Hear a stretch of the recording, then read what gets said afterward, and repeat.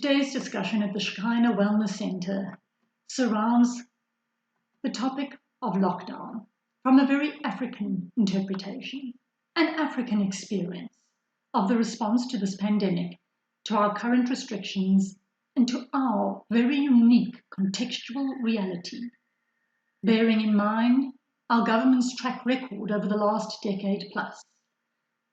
I have to ask some difficult questions.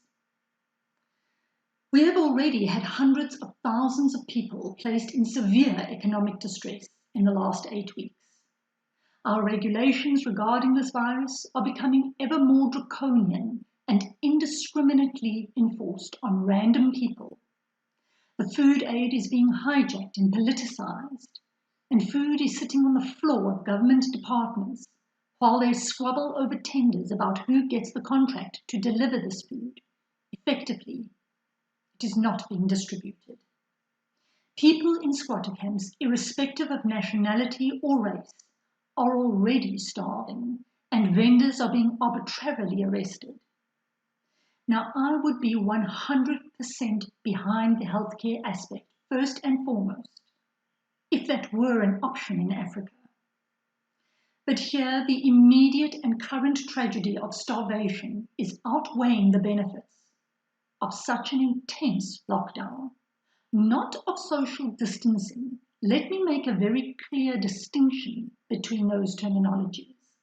I'm in full support of social distancing, wearing of masks, but of locking down an economy where the sale of hot food like pies and rotisserie chickens is banned and punishable by fines of thousands of rands, where the sale of coffee at gas stations is forbidden, but more insidious than that, where a farmer may not supply surplus crops to feed the families of his workers, because this food must first go to a centralized government holding place for distribution.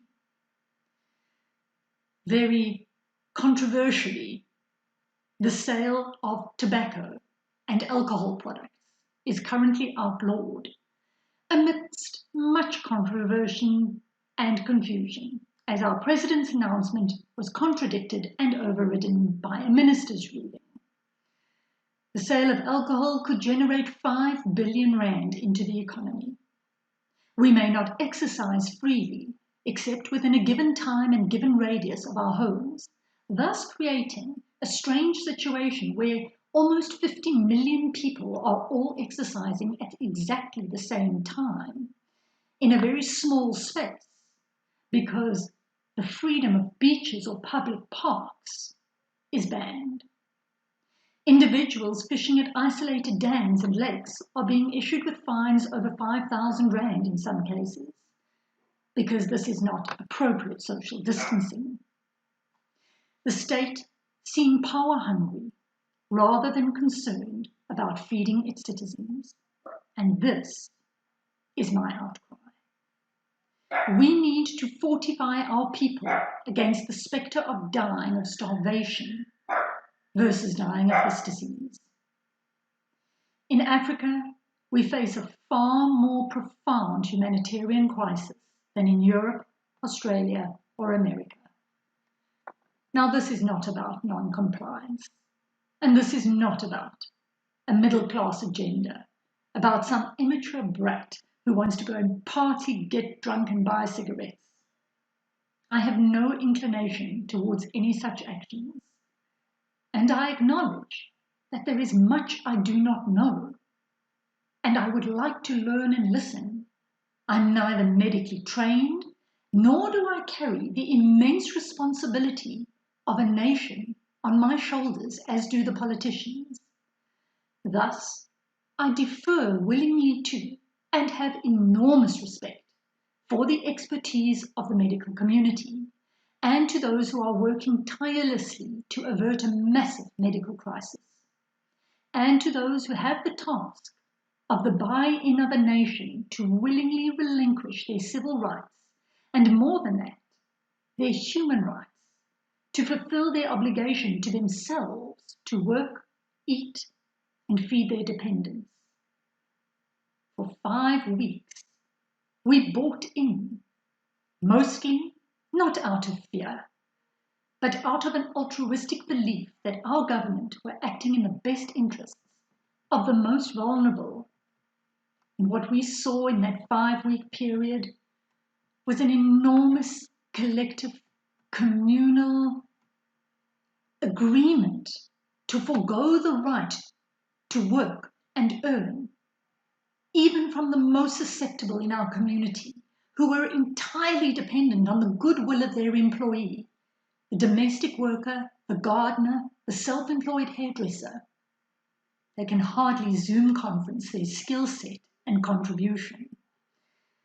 And yet we willingly exchanged our full earning capacity, our civil rights and our liberties, because we want to buy in. We want to cooperate.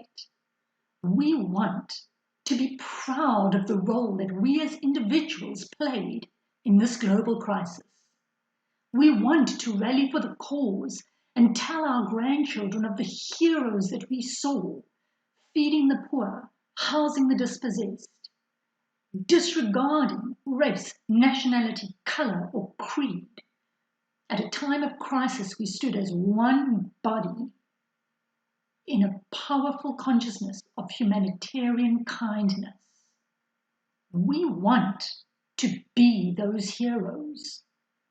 We want to be the warriors in this epic folk tale, which when told in 2070 to our descendants who will have to endure hearing once again how we valiantly endured various levels of inconvenience and discomfort, and dare I say sacrifice for the greatest good of humankind, and we overcame together in love, in kindness, in compassion. In fact, secretly, I think we are excited at last to have the chance to step out of this self-centered consumerism culture that has been gripping us for so long, that has kept us fighting for more external power, more money, more stuff. For a long time we have sensed and known its vacuous, ravenous mouth. And we finally get to grip very tentatively onto our humanity. One vulnerable, fearful human being to another.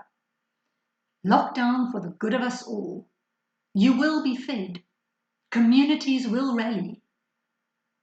We ache to soar with that same national pride that so many of us vividly recall in 1994, where we can let love and compassion and goodwill flow, and that will destroy this insidious unseen enemy together. But it seems that the enemy is not so unseen after all, and is not in fact the disease. For as much as we want to, it is becoming increasingly impossible to support a system that disallows a single mother from running her hairdressing salon, where guess what?